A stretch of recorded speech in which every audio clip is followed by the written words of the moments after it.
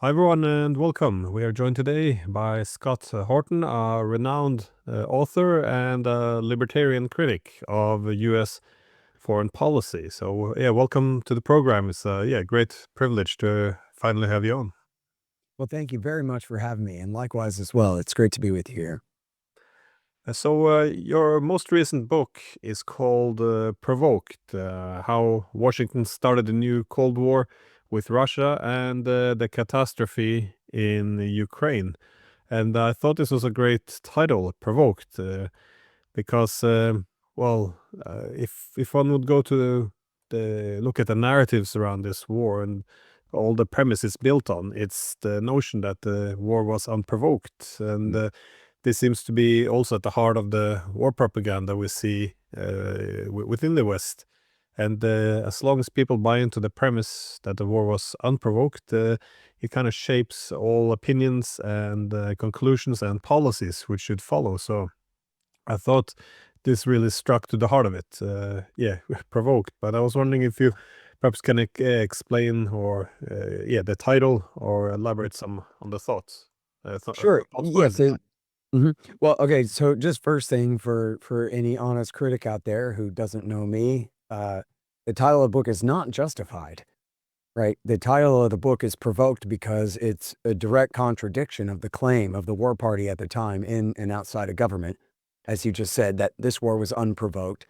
And for people, if you go back and remember 3 years ago, this was a real mantra. This was the propaganda psyop of the moment. They said it 100,000 times in a row. Unprovoked attack, unprovoked attack, unprovoked attack. The point being to try to just beat you over the head. And to me is counterproductive. To me, it's so obvious. Like, well, why do you protest so much? Like, what role might the most powerful country in history have played in all of this? And so it's the obvious thing. And in fact, when I was writing it, it took me forever. I didn't get it done until last November, and I was terrified that somebody else was gonna beat me to the punch and publish a book with the same title because it's the most obvious and awesome title for a book about what happened here, and which is not, as the critics say, to deny the agency of Vladimir Putin and his men for all of the things that they have done. They're over 18 years old. They're responsible for their actions. That's not the point here, but the question is, what role did America play in helping to cause this to happen? And the answer is a hell of a big one.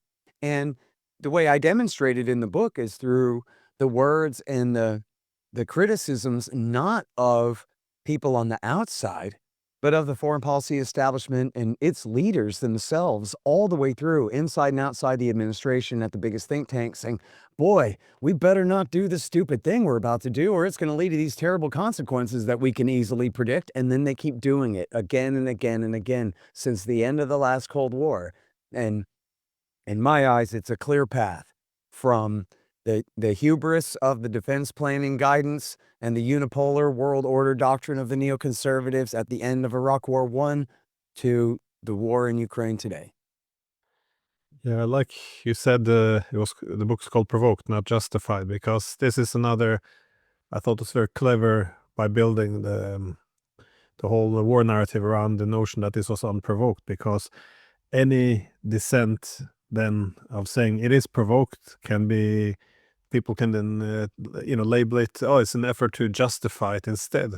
And Right. this is When very in clever fact, because as you said, what's important here is that when they deny that there was any antecedents that are worth mentioning, it precludes the possibility of moving forward on a reasonable basis. If the first premise of the whole war from the West's point of view is a damn lie, well, how are you ever supposed to figure out a proper compromise when it comes down to trying to solve the thing?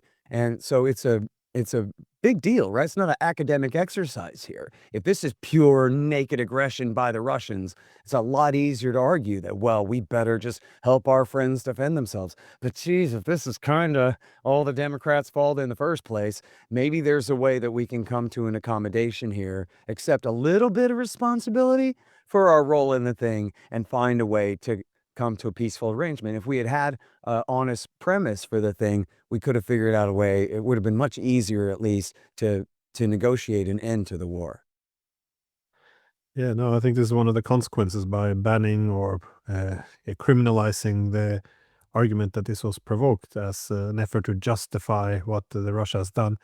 Yeah, we remove all pathways to a peaceful solution because, as you said, if it was unprovoked, you have to just send weapons and, you can't reward it. But that's how we ended up in this position where negotiations become appeasement, and the only path to peace is more war or weapons, as NATO Secretary General Jens Stoltenberg suggested. Yep. But yeah, this is I think the irony of the people who argue that they're taking the side of Ukraine. They removed all possible paths to peace, and the only way is to continue to ask the Ukrainians to fight in a war they can't win. So they have ensured Ukraine's destruction by insisting that it was unprovoked, simply because, well, there's no other solutions anymore. But in terms of provocation, though, when you go back, as you said, to the beginning of the post-Cold War era, so with the first Iraq War, why do you start at this point to look at the provocations towards Russia? Mhm. Well, so like just a little bit of background basically for me is what I mostly am rather than an author is an interview host. And I've done 6,000 interviews over the years. And basically my comparative advantage there was I worked for antiwar.com. I was the editor and, completely immersed in the stuff. So for an interviewer, I knew a lot of stuff where interviewers usually don't know that much. They're just interviewers were. So that was kind of what I was doing for a very long time. And then after many years of this, it turned out that actually what I've been working on in the case of the Middle East and in the case of Eastern Europe is building my own timeline in my head of essentially trying to fill in enough of the gaps in the story of the cause and effect through the years to where I think I really do have a coherent story here. And that was what came out in my book on the Middle East is sort of Jimmy Carter through Donald Trump. Here's how every stupid thing caused the next stupid thing and all the way through. And then so when it came to the Eastern European story, it's basically the same thing. I had a pretty good, checklist in my head of all of the things that H.W. Bush and Bill Clinton and W. Bush and Obama and Trump's government, at least the last time, if not him, had done to cause this, and of course Joe Biden, had done to make matters worse. And I know a lot of experts who, and a lot of whom, like yourself and John Mearsheimer and Jeffrey Sachs and others, know a lot more than me, certainly and especially about certain parts of the story. But I thought I have a pretty good 30,000-foot view here of more or less what everybody did on this side of the story to blunder into this thing. And so that was essentially what I decided no one else was going to tell. I wanted to tell it from the end of the last Cold War.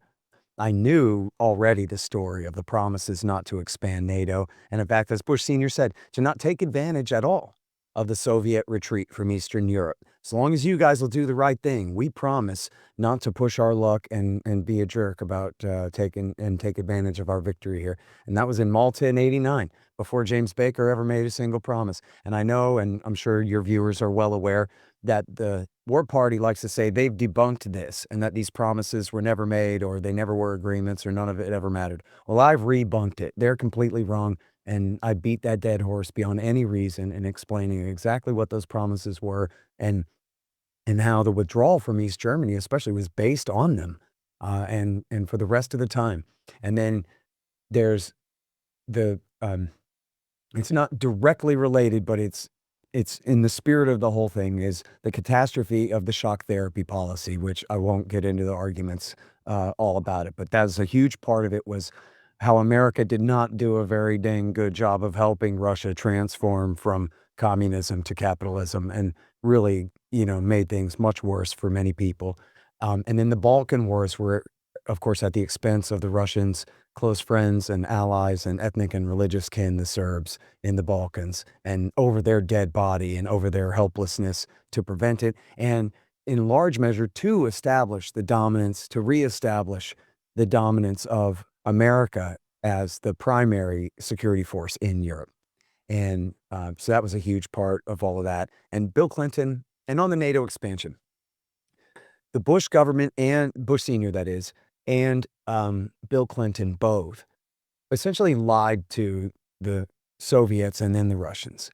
that, look, we're not going to expand NATO, and even if we did, it wouldn't matter because NATO is now going to be more of a political organization. They were selling it like it would be the EU plus the United States, basically, that it would be more political and economic and this and that because, hey, we don't need an alliance because there are no enemies.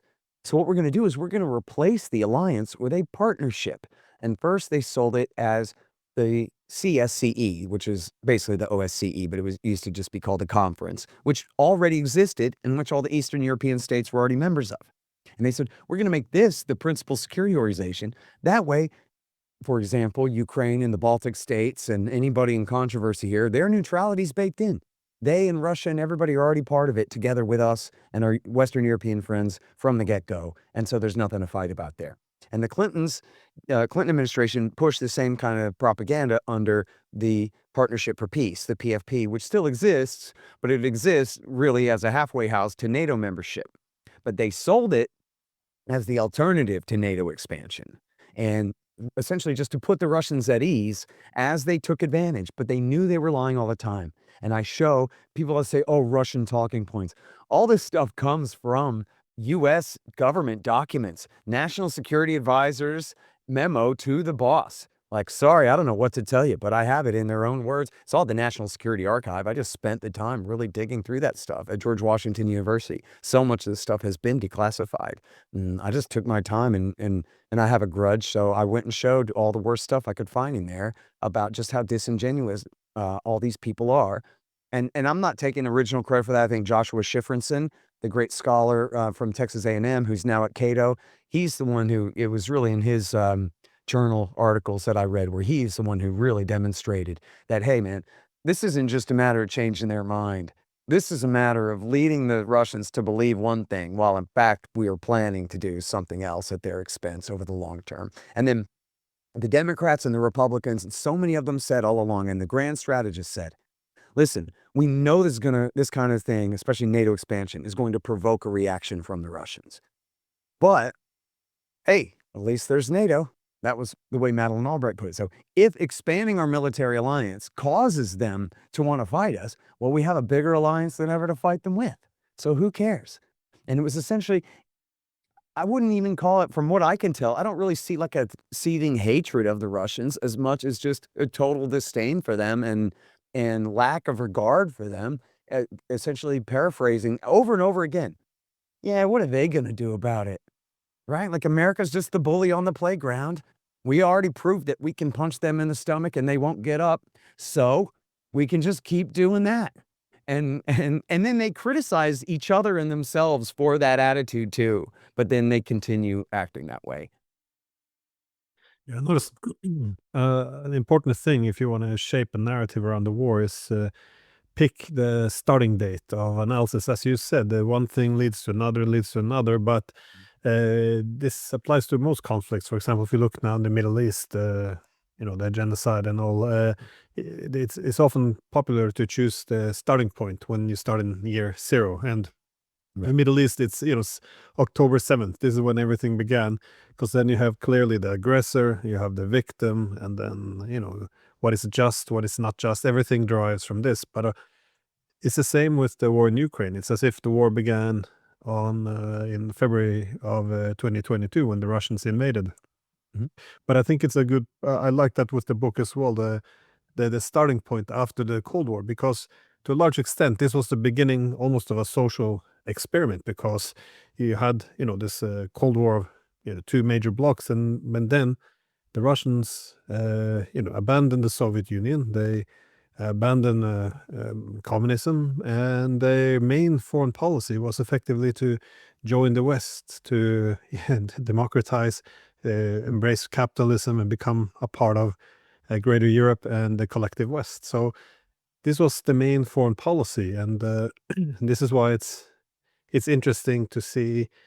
Is it hard then to argue that it was all Russia's fault that we ended up in this situation? And as you say as well, the debates about NATO expansion in the 90s were often between the people who said, the Kennans and the Bakers, who were, worried that, this would provoke Russia into a very negative response. And on the other side, you had both people like Madeleine Albright saying, yes, of course, it's going to provoke Russia, but they're weak, and we're going to have so much NATO, it doesn't matter anymore. And as William Perry argued as well, I thought about him when he was just speaking.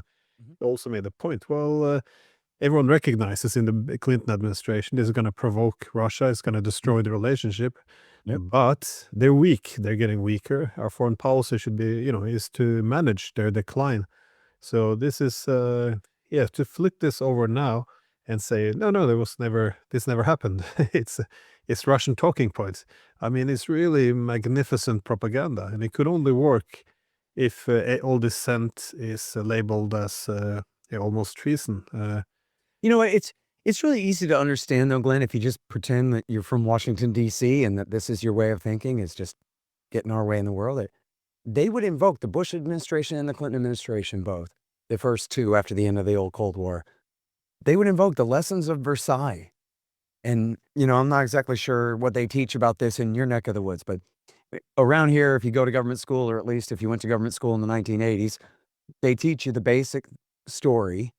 It's funny because they're admitting a little bit of fault here, but only because their lesson in the end is America should have joined the League of Nations, and that would have prevented Hitler, whatever. That's where they're going with it. But what they say is that, they forget that it's all Woodrow Wilson's fault that he gave them the ability to, but they say the British and the French, they just beat up on the Germans so bad. The war reparations and, stripping them of their outlying territories and all of these things, and their humiliation and destruction of their economy, this is what helped lead to the rise of the Nazis, helped lead to the rise of the commies in the East, and the Nazis somewhat in reaction to that, but also in reaction to just the punishing terms of the Western countries. But America's not like Britain and France. And after World War II, we were the boss, and we decided to befriend and rebuild our enemies, Germany and Japan. And that's the real model. That's how you're supposed to do it. Not like Lord Clemenceau or whatever the crap with his stupid, just punishment and hegemonic designs. This is the way a real mature democracy acts and this kind of thing. So they all said that after the end of the Cold War. Hey, we better heed the Lessons of Versailles, and we better befriend our new, Russian compadres and not alienate them and not push them into right-wing reaction, a nationalist reaction. We should do everything we can to be good to them.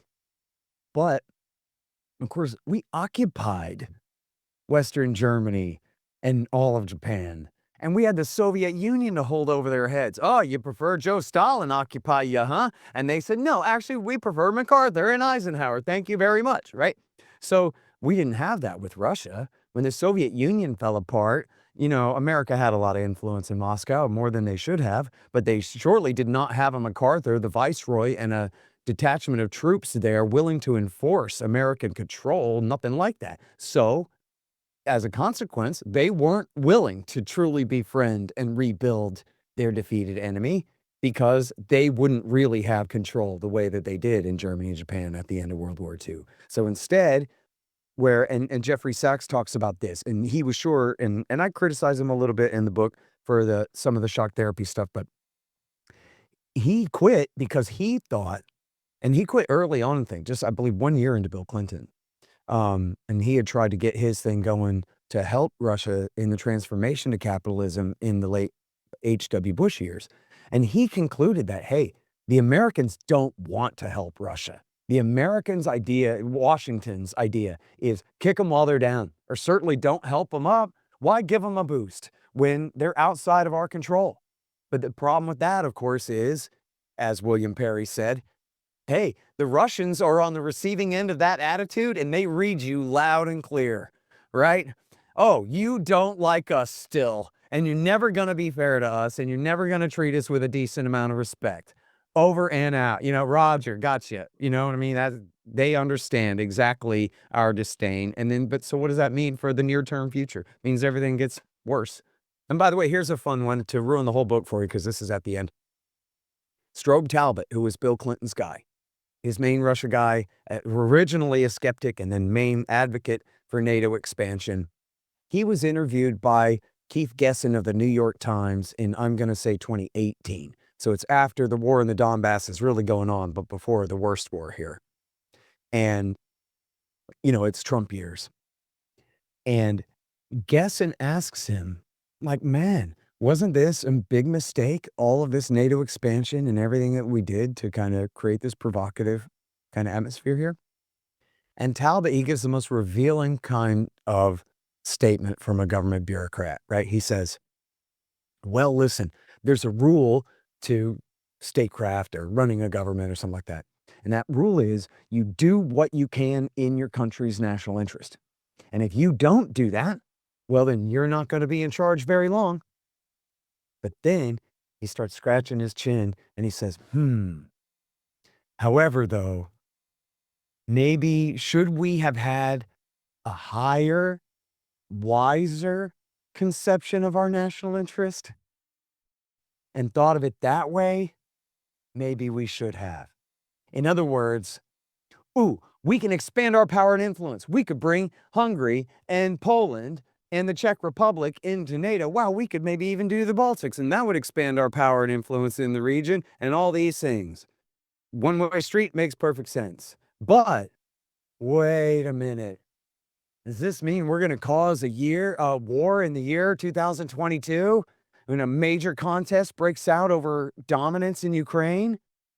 Are we just setting the stage for a total divorce between Washington and Moscow and the beginning of a whole new era, even a century of enmity that we just finally got over? That's what George Kennan said. You brought up George Kennan. He coined a containment policy. He told Thomas L. Friedman of the New York Times in 1998, this is going to cause a whole new Cold War and it'll probably end in a hot one.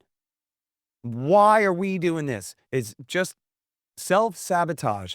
And so what's funny about that, what I say about, making fun of Talbot just for being a bureaucrat, right, is because that's his thinking, right? We got to stay in power. He said it himself. If we don't do what we can, if we don't take advantage of what we can on this short time horizon, we could get unelected in the next thing.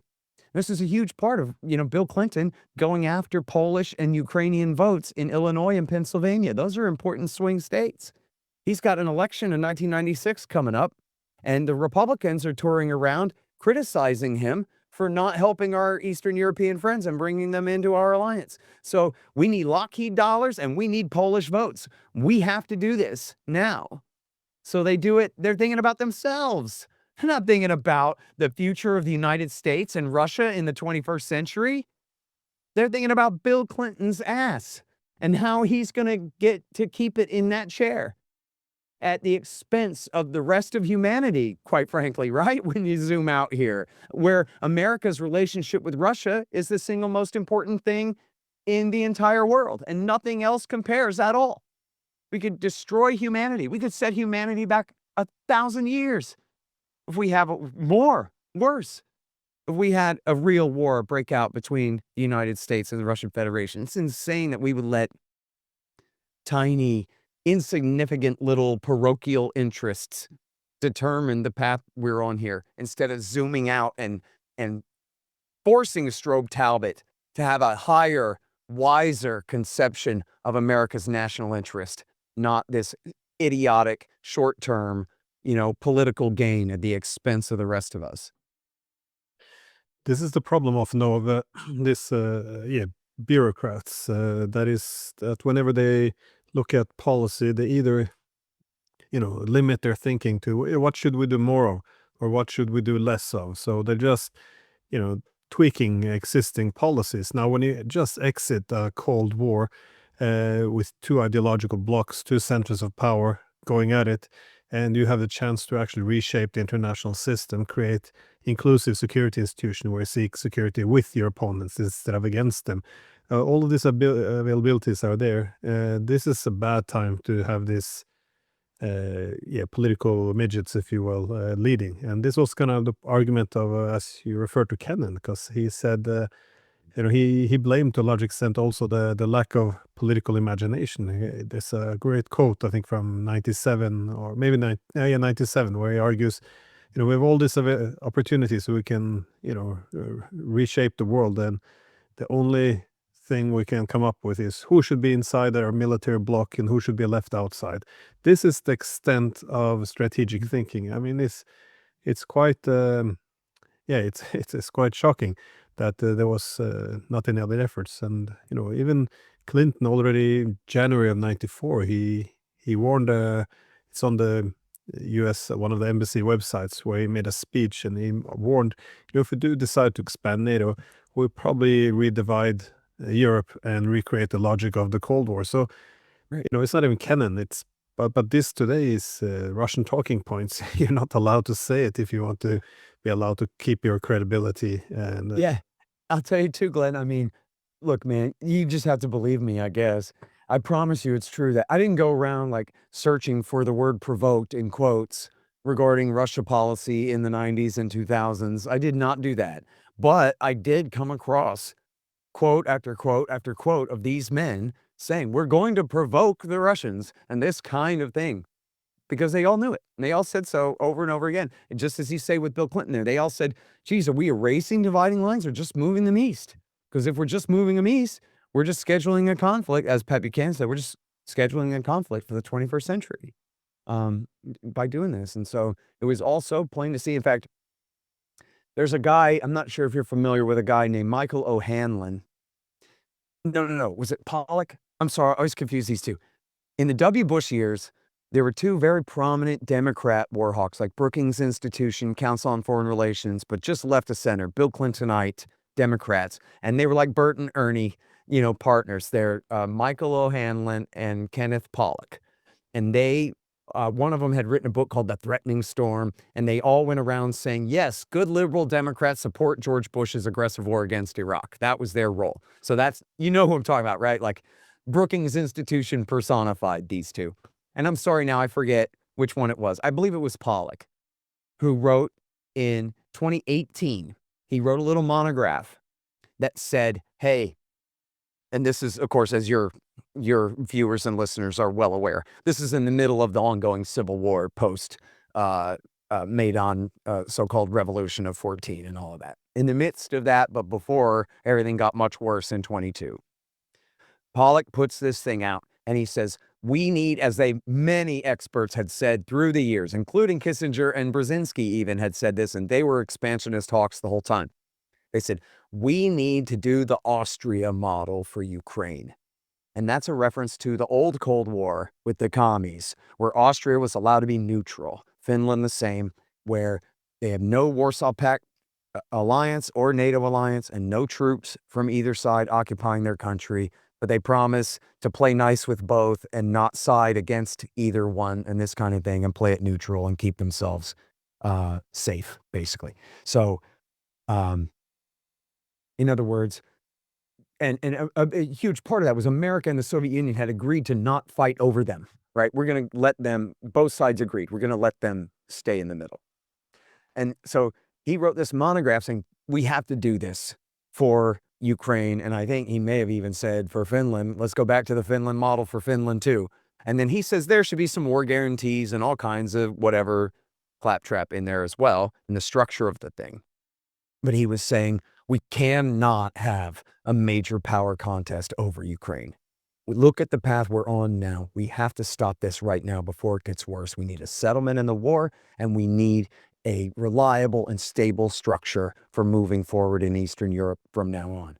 But of course, you heard the magic word there, 2018, the height of all the Russiagate hype and the absolute ridiculous hoax, which the volume was turned up to 11 at that time, of this hoax that Donald Trump had been installed in power by Vladimir Putin in a Russian coup d'etat and usurped Hillary Clinton's rightful throne and all this stuff. So there was no one in responsible circles of power anywhere who wanted to hear what Pollock was selling here. His monograph, I don't know if anybody even noticed it but me, right? It was just this was so desperately needed at that time. And because of the lies of the American government and framing their own president for treason, is the most ridiculous and unheard of thing in the world. I have 75 pages on it, mostly due to my rage over it in the book. But because of that, he was just completely hampered. And Glenn, it's in that same article by Keith Gessen, where he talks with Strobe Talbott. It's called The Quiet Americans. It's about the Russia hands, the quiet Americans. And in there, one of these guys, I can't remember who it is anymore. I always forget to look this back up again. I forget where the quote comes from. I think it was one of Trump's own guys. Says, well, when it comes to Russia policy, you know, Trump is like the captain of a ship. He's holding the wheel, but it's not attached to anything.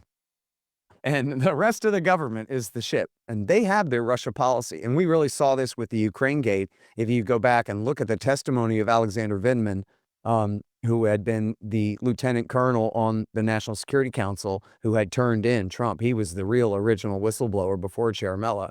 And in his testimony and in his article that he wrote, I think for The Atlantic, it may have been the New Republic, it's one of the two. He wrote this really long thing explaining, and it's just absolutely clear that he and the rest of the government were absolutely outraged that the president of the United States thought he had the right to change America's Russia policy. And he says quite clearly, no, we have a Russia policy. And that's it. Like, we're not going to let this guy change it. It was an emergency in the NSC. What are we going to do to stop the president from changing the policy? And the fact that this man had won the election and he's the only one with the right to sit in that chair behind that desk and call these shots, this lieutenant colonel never heard of that. He has no idea that he works for Trump at all. How dare Donald Trump change the government's policy on Russia? And it's just as clear as could be. We had a meeting, Glenn, of the interagency. And we decided what we're doing here is what we want to do, not you. And of course, Trump is mercurial enough that he can make a big, bold decision and then forget about it and never say it again and never follow up again. And so they essentially said, well, what he says is, we just decided, well, we're just going to bide our time. And hopefully he'll forget about whatever it was he told us to do and this kind of thing. And then when it came down to it, they tried to overthrow him. They tried to have him impeached and removed from office. Even after the hoax that he'd been installed by Russia had been debunked and had fallen apart. This is 6 months later, and they're trying again. It's really unbelievable story, you know, and I'm not a Trump partisan. I have not voted for him. I admit rooting for him 3 different times against his enemies who I hate more. But I can never vote for the guy for various reasons, including especially Zionism and other things. But so this is not like a personal grudge on his behalf.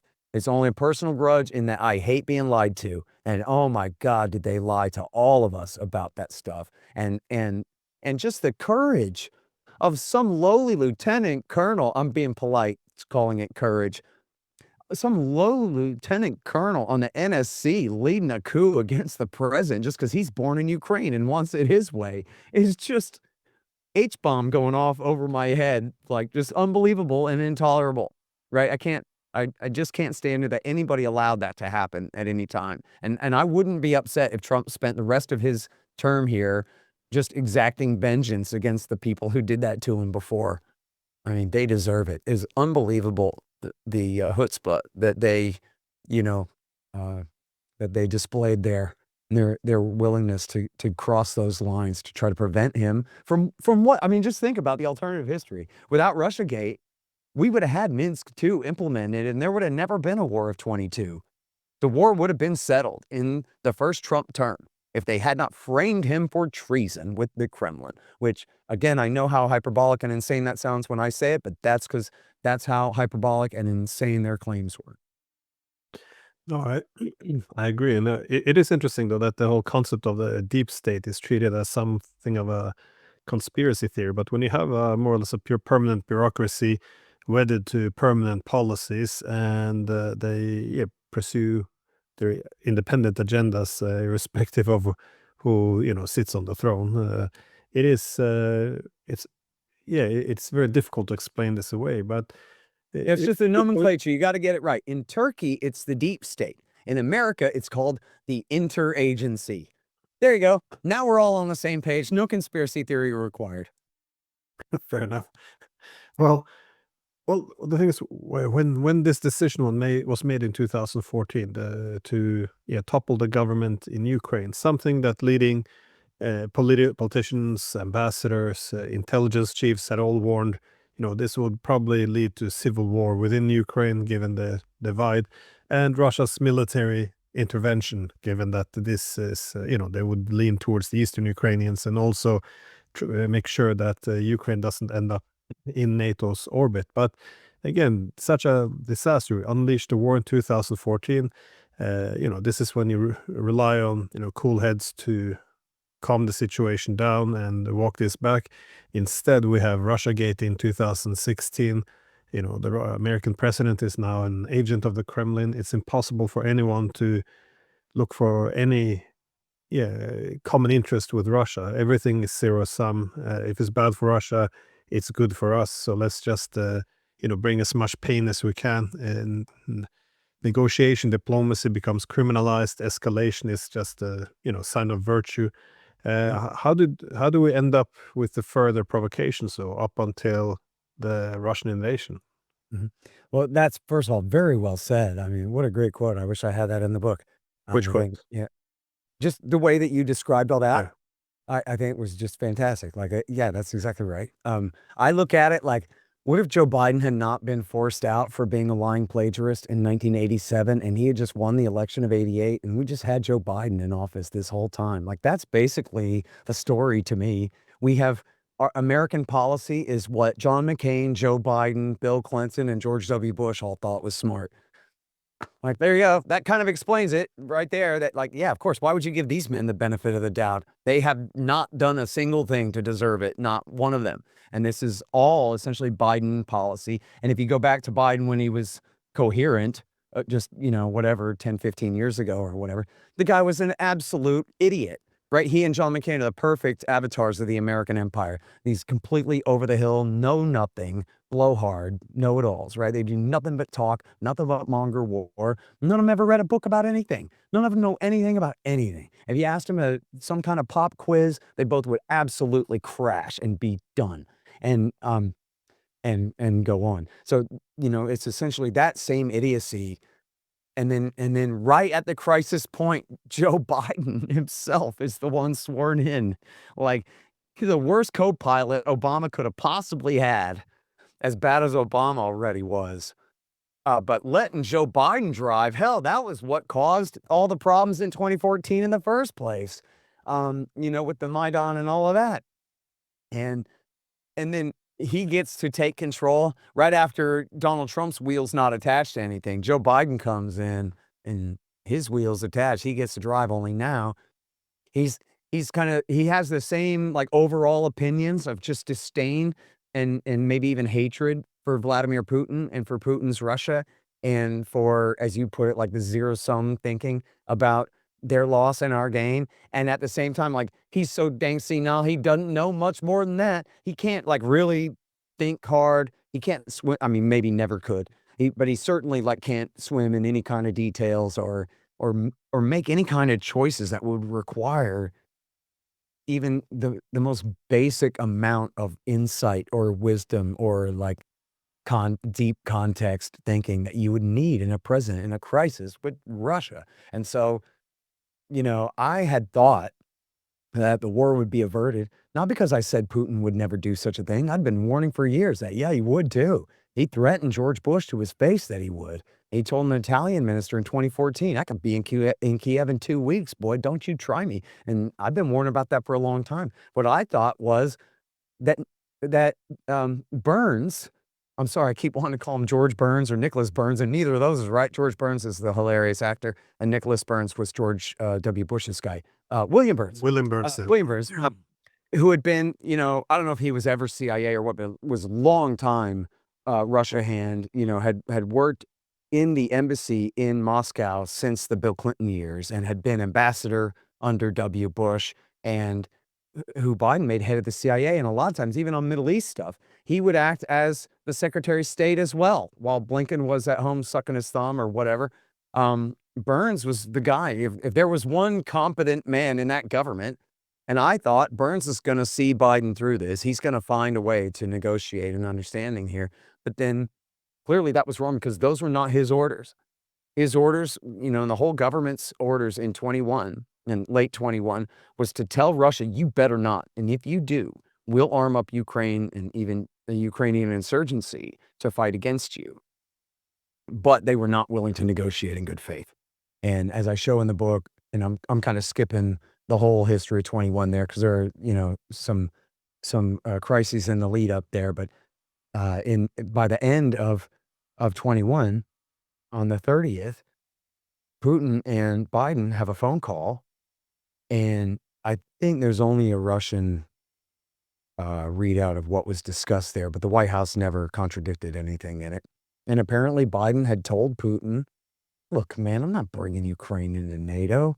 Nobody is. Not anytime in the next 10 years, at least. And I mean, that's crazy. Everybody knows they're too corrupt, whatever. I don't know if he said that part, but everybody knows that they're not a good fit. And we can't give them a war guarantee. And we have this ongoing crisis in the East, all these things. And missiles, man, you think I'm going to deploy, anti-missile launchers in Kharkiv? I'm not going to do that. And we never had any intention of doing that. I have to tell you, Glenn, I think that was sincere. I don't think that I've never seen anything that said the Pentagon wanted to put Sparrows and Mark 41 missile launchers in Kharkiv. If there's something like that I missed, I apologize, but I've never seen anything like that. Putin said, well, that's what I'm worried about. You went ahead and did this in Poland and Romania, and these are dual-use launchers that can hold Tomahawk cruise missiles that can be tipped with H-bombs. Thank you very much. And so, no, dude, I'm drawing a line here. And Biden told him, man, I'm not going to put those missiles in. And Putin said, okay, well, let's have our guys sit down and put this in writing then. And then they did not do that. Those are, two of the major, and of course, resolving the conflict in the East was the other major thing there. But this was all, basically in the treaty. Go ahead and assure us, in the proposed treaty by the Russians, go ahead and assure us you're not going to bring Ukraine into NATO. You're not going to put missiles in there. And you're not going to, expand the NATO alliance any further east. You're going to respect Bill Clinton's promises in the Founding Act of 1997 and stop moving military equipment into the new NATO states. And all this was reasonable. And by the way, I had talked to Chas Freeman, who was a lifelong diplomat, and other experts at the time who said, the Russian treaty, it's not perfect, and no American president should just sign on the dotted line of a Russian proposed treaty on probably anything, right? But was this a reasonable basis for negotiation? Absolutely. Was this meant to be like Madeleine Albright's Rambouillet Accord, which is just all full of poison pills and meant to fail? No, absolutely not. This Chas Freeman said you could have sat down and negotiated this. And as I show in the book, New York Times and Washington Post have unnamed Biden administration officials agreeing with that and saying this is not some wild set of ridiculous promises that they're demanding that we make. This is absolutely the basis for a reasonable negotiation. If we wanted to sit down at the table, we're trying to figure out whether they really mean it or not. But on paper, this is reasonable. We could discuss this. But then they just did not do that. They did not do that. And they said, you know what we'll do? We'll have this lower level meeting about the missiles. And then they didn't do that. They never arranged it. They never showed up. And so all of it was essentially, just, look, I don't think that plan A was lure them into war. I think plan A, just on the face of it, seems honest enough, was to threaten the Russians. Don't do it. There's a big mistake. Don't make it. Because they clearly said that a lot of times, and they clearly meant that, I believe. On the face of it, they meant it. But they were not willing to say, okay, buddy, you know what? Let's sit down and talk about this and hash this out and have a real basis for a real agreement. And what can we do to prevent this thing from really going this wild now? And they were not willing to do that. And I believe they could have prevented the war if they had done that. I think, it's not, again, the book is not justified.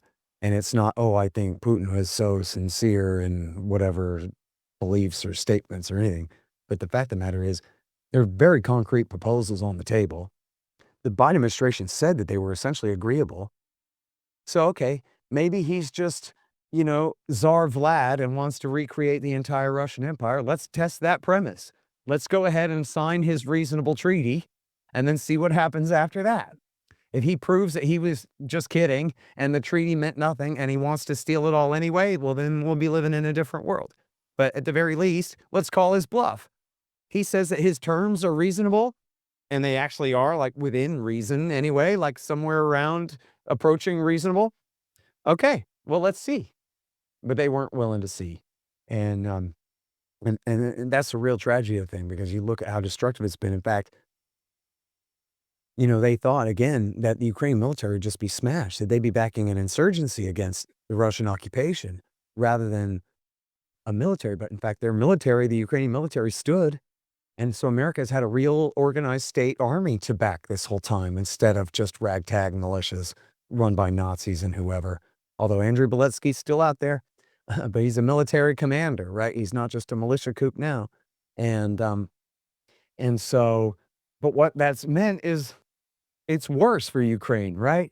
Because it means that they're probably eventually going to end up losing more territory, along with having their economy completely destroyed and having, hundreds of thousands of men, probably, I don't know, in the high hundreds of thousands. I'm not sure which estimates to believe in or what, but like certainly high hundreds of thousands of them have been killed, and maybe more than 1 million, if you include all the wounded as well.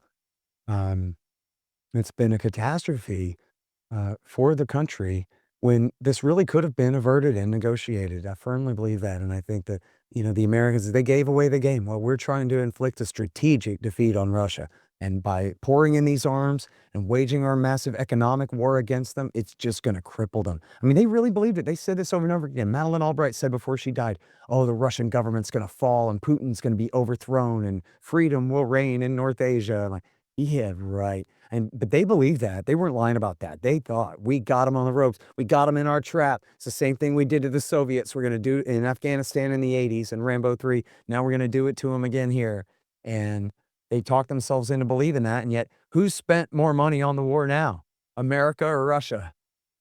And you know what I mean? And who's going to end up with the South and the East?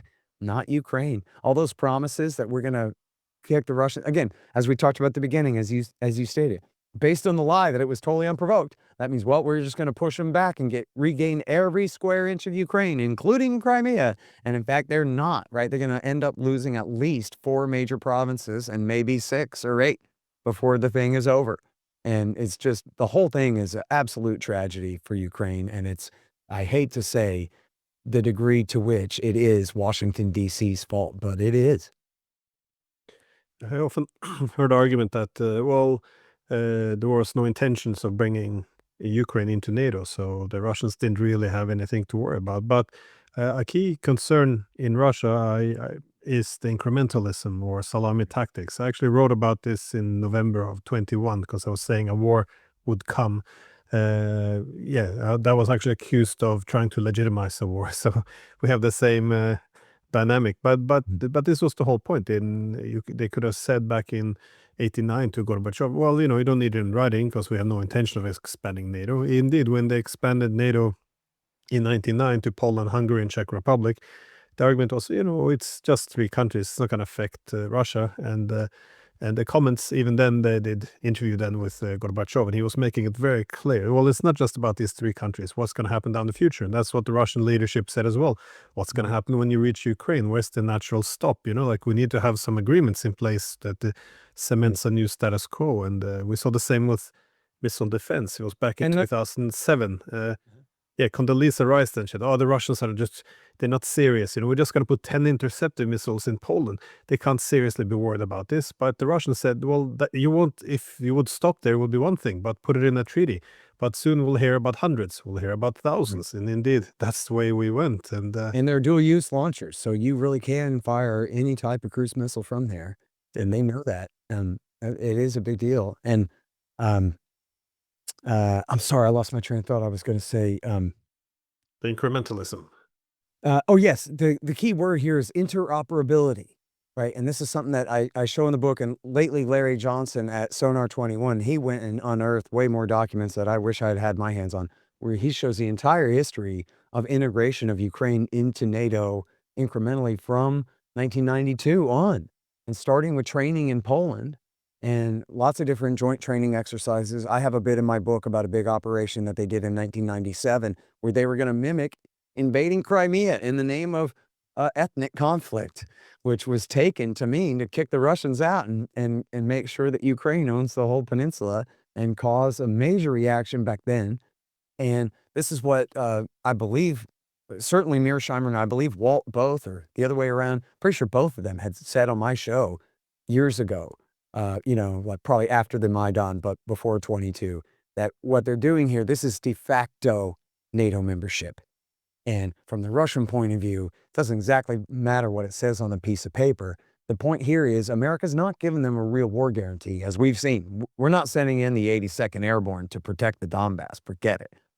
But what we were doing, the U.S. government, what they were doing was normalizing Ukraine's military with the rest of NATO, so that their command structures, their order of battle and their order of command, their communications equipment, and as much of their military equipment as possible was being standardized with NATO forces, so that in the event of a war with the Russian Federation, even if we're not giving an explicit war guarantee to Ukraine, they know that if we have a war between NATO and Russia, that Ukraine's military would be then suborned into NATO and would be just another auxiliary army along with the Hungarians and the Lithuanians and the Germans and the Poles and the rest, all fighting together. So even though it was an official NATO membership, with the trick there being Article 5, we promise to come and save you if somebody attacks you, still short of that, by all this interoperability and standardization and subsidization of the Ukrainian military, especially after 2014, they were in fact making it an auxiliary force of NATO and were being taken seriously by the Russians on that basis. Another major provocation that I barely even mention anymore, but it is in the book, but it is huge on the list, was all of the bomber flights. And this was going on all through, I forget exactly when it started, I believe it was during Obama, but all through Trump too. They flew routinely, they would fly American heavy bombers of different types, I guess B-52s and B-2s, and would fly them at the Baltic coast, at the Black Sea coast, and I always mispronounce it. It's Oshtok over there in the far east. And essentially, they're testing, as they put, they're testing Russian radars, but they're turning back at 12.5 miles off the coast. They're flying right up to Russia's international airspace, border, and then turn around again, essentially forcing them to light up all their radars. They're rehearsing a nuclear first strike. And they're doing it constantly. And having heavy naval exercises in the Black Sea, which included confrontations between British destroyers and the Russians on 2 different occasions. This was all heavily provocative in the lead up to the war. And Biden continued that same policy, through the year 2021. And I mean, this thing, I'm sure anyone watching this can imagine the hysteria in the United States. When the Russians fly anywhere near Alaska, it makes national news. Even when they're far from crossing any borders or whatever, they'll take the air defense identification zone and pretend that that's airspace and go, "Oh my God, they crossed our air defense identification zone," which is like, fine, right? Like, it's okay. But they go, "Ah." And imagine they were really flying within 12 miles of our coast all the time, creeping up on California, creeping up on New Jersey, creeping up on our naval bases, creeping up on Corpus Christi. We would be on DEFCON 2 and telling them that you better stop it or there's going to be consequences immediately. And that's under any president. It hadn't been like this since the old Cold War. There's no reason in the world why America needed to be treating Putin's Russia in that way. And as you said, as soon as he came into power, he tried to move west. I quote Joe Biden himself in the book saying, "No Russian leader in history has ever thrown in with the West the way Vladimir Putin has. This is our guy. We got to be good friends with him." And this is absolutely his take. He told his biographer, "Hey, look, I like eating with chopsticks. That's fun. But come on, are we an Asian society? We're not. We're part of Europe. We're pale-skinned and Christian. And so China's great and all that, but our civilization is this other civilization. And obviously they're the bridge. Obviously they are the easternmost part of Christendom. And yet, are they part of Confucian civilization? Does anyone think that? Okay, right. So they're not. So what's he going to do? Communism's over. What are you going to do now? Well, we're going to try to integrate with the rest of Christian Europe is what? Obviously, what else is he supposed to do? It took America kicking him out of Russia to get him to turn toward the rest of Asia the way that he has now. And hopefully that could be repaired, but put yourself in Russia's position. Donald Trump right now is willing to say, "Look, man, if you guys will end the war, I will completely normalize relations with you." But if you're Sergei Lavrov, what are you going to tell Vladimir Putin about that? Well, Chelsea Clinton could be the president 3 years from now, you know? So we could be in deep trouble, right? Like, I don't know if we can take, even if Donald Trump is absolutely sincere, and I believe he is sincere on these Russia issues, that he is probably the least worst guy in DC when it comes to Russia, or one of them. He very much would like to have a new friendship with the Russian Federation again. But can he promise that that's how it would stay, even if the Russians live up to their end of everything? Be pretty difficult, you know? So I certainly wish him the best with that. And as I said before, I don't think there's any issue that faces humanity more important than America's relationship with Russia. Washington and Moscow, best friends forever or deadly adversaries. If we're going to have, 7,000 H-bombs pointed at each other's head and sweating and angry, that can't last. It can't. We have to. Nobody's given up their H-bombs. So at the very least, we can do everything we can to try to strike an attitude of friendship and cooperation going forward. No, well, that's wise words to finish on. Yeah, I wish we had more time as well, because I watched an excellent debate of yours with Neil Ferguson, and he had he had this article back in March of 2022 where he interviewed some American and British political and military leaders who had all concluded in his article that the only acceptable path to this war is regime change in Moscow. We now have an opportunity to believe the Russians, and essentially outlining what is now condemned as Russian talking points. But this was the objective, so it was a great pleasure to see you arguing using his words against him, because of course now that we're deep into this war, we're not allowed to say say this anymore. Right. So it was amazing to watch him argue to some extent against himself from 3 years ago. So Well, it was not my best debate performance, but I did get him on that one. I agree. So anyways, thank you so much for your time, and for the listeners, please check the description for a link to Unprovoked by Scott Horton. And so thanks again for your time, and yes, I hope you'll come back on the program one day. Absolutely. Thank you so much for having me. I'd be happy to.